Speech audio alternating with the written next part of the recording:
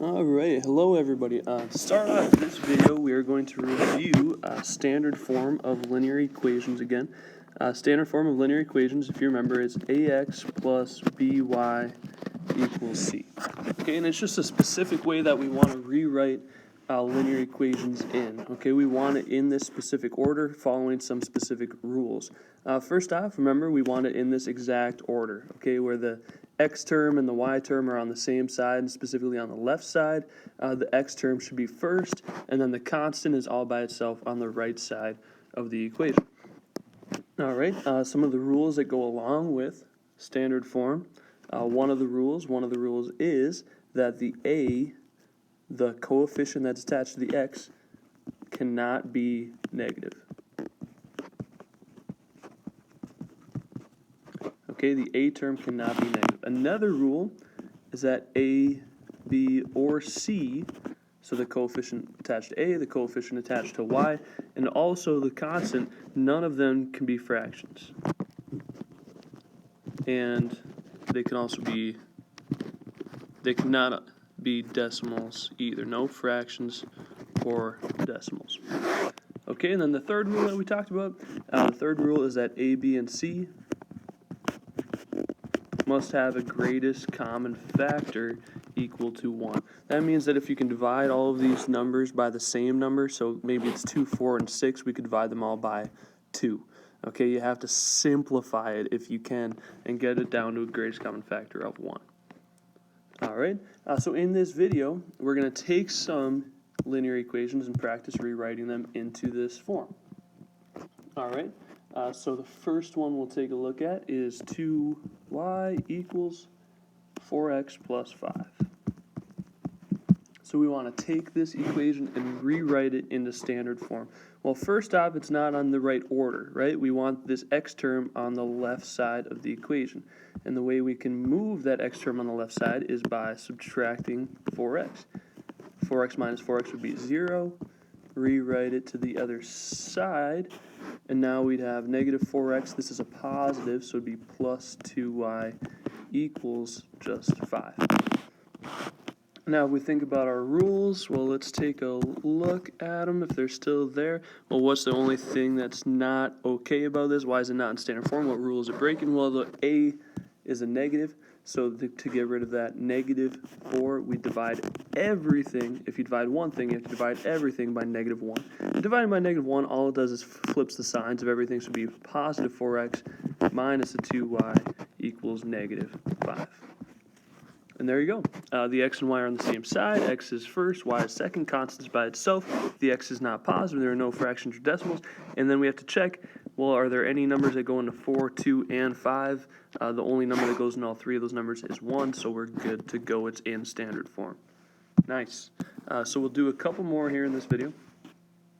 Next one, we'll have 3x minus 6y minus 9 equals 0. The first thing I always recommend checking is to make sure it's in the right order. Well, it's not. Okay, we want the constant on the other side. To get the constant on the other side, we would add 9 to both sides. Okay, it's gone. And then we have 3x minus 6y equals 9. Check the rules. It's in the right order. X is first, x is negative, no fractions or decimals.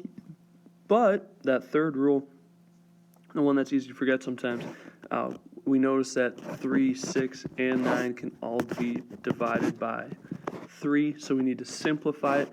So this would turn into a 1x, or just x, minus 2y equals 3 when we divide them all by 3.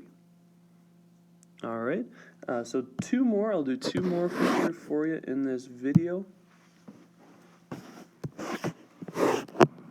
All right, let's think about fractions. Okay, let's say we have something like 2/5 x minus 3y equals 1. Okay, well, x and y are on the same side. X is positive, all that good stuff, but we can't have fractions. And people freak out when they see fractions, but it's easier than you think. We actually just have to multiply everything by the denominator of that fraction. Okay, because 5 times 2/5, think about it. If you do 5 times 2/5, it's going to end up being 10 over 5, which is just 2. So the 5's kind of, you can think of them as canceling each other out. 5 times 2/5 x is just 2x. Okay, again, that 5 kind of cancels out the 5. But don't forget, if you multiply this first term by 5, you have to multiply everything by that 5. So 5 times -3 would be -15y, and on the other side, 1 times 5 is 5. All right, so I'm just going to do one more with a fraction. So hopefully they don't freak you out too much. Let's say we have 2/3 x minus 3/4 x equal to 1/6. Okay, so this one looks a lot harder. But again, it's a little easier than people think.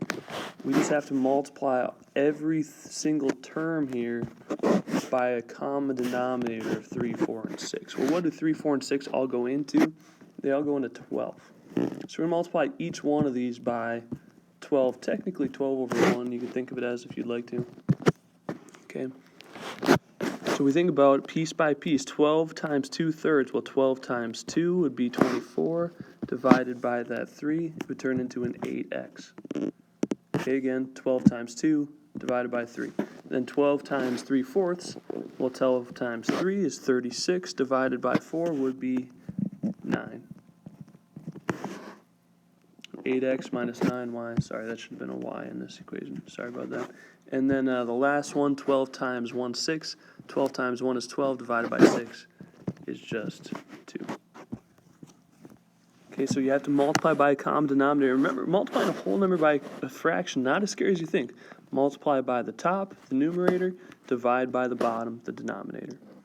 Okay, so if this question was if this video, was confusing, if you have questions, please let me know and I'll do my best to get back to you and help you out.